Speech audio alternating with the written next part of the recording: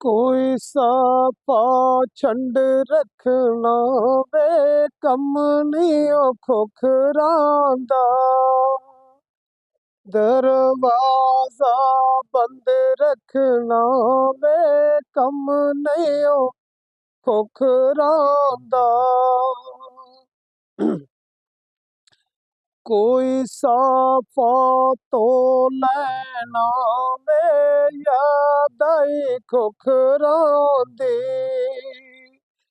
ਉੱਥੇ ਬੈਠ ਕੇ ਰੋ ਲੈਣਾ ਨੀ ਯਾਦ ਆਈ ਖੋਖਰਾਂ ਦੀ। ਕੋਈ ਨਲਕਿਆਂ ਤੇ ਪਾਣੀ ਵੇ ਆਪੇ ਜਾਂਦੇ ਨੀ। ਜਿਨ੍ਹਾਂ ਖੋਖਰਾਂ ਦੀ